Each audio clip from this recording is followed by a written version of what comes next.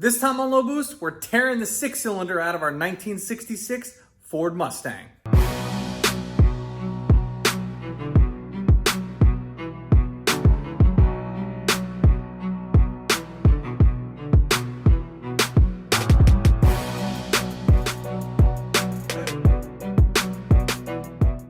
Alright, so just to recap, we've been working on this 1966 Mustang, get it running and driving and everything really sorted on the suspension and everything else to get it set up to do a V8 swap. Finally got the car running and driving, and we did a couple tests on it.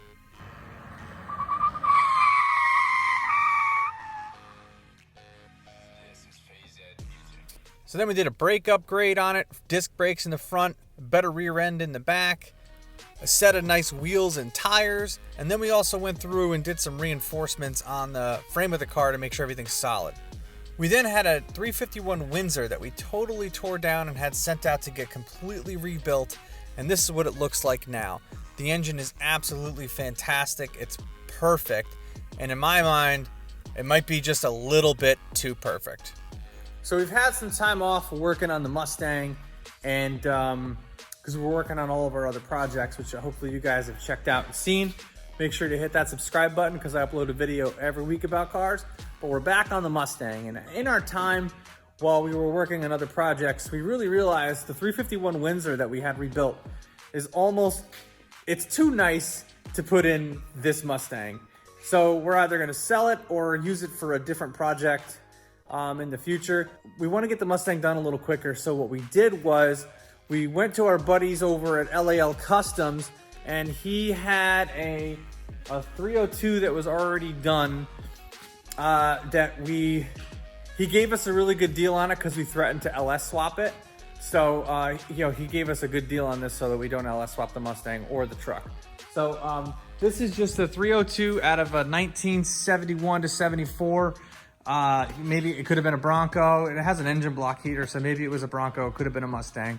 But it's already got everything on it ready to go, and this actually came with a Holley Sniper EFI. It's a 2-barrel EFI, but we're not going for crazy power on this, so we're gonna mount this up to the AOD automatic and put it in the Mustang, and we should be able to get the Mustang running and driving a lot sooner now that we have a fully complete engine. We already had sold the C4 transmission out of the Mustang, and pulling the 6-cylinder out of it really wasn't that bad. It might have been maybe an hour or two for us to get the entire thing out. This has a 2-barrel manifold on it, just how we got it. So when we're gonna put the Sniper on this thing, it's gonna obviously not be as powerful or as fast as the 4-barrel one, but I still think it's gonna make some decent steam. Just threw a rattle can blue on it to make it look a little nicer. We'll clean up the rest of it, don't worry. It's getting a new oil filter. So, yeah. Comparatively to the LS engines that I usually work with, the 302 is actually physically smaller. It's extremely small. Really compact if you guys are looking to swap something that you need absolute minimum clearance on. A 302 small block is about as small of a V8 as you can get. That's a push rodder. If you guys are interested in some of the other projects that we have here at the garage, my dad just got a 1967 Chevelle 350 with a 4-speed. We'll be doing some more stuff on that. Some other cars that we have here. I have a C5 Corvette underneath that tarp. And then here is our 1953 Ford F100 pickup truck that we're working on now too. This has a 408 stroker in it, so we're gonna get cranking on that as well. Also have a 1994 BMW E36 Turbo LS swap, 996 Carrera 911, and BMW 540i X-Drive 2017 that we do some work on too. So have a whole bunch of videos and on all the other projects that we have going on, so make sure you guys follow along. All right, now that we got the engine and transmission out, we're probably gonna just paint the engine bay black, clean it up a little bit, and start getting ready to put the AOD in, as well as the other engine there, the 302.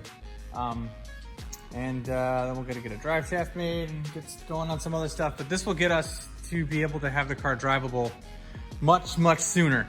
So I'm really excited to get the thing rocking and rolling.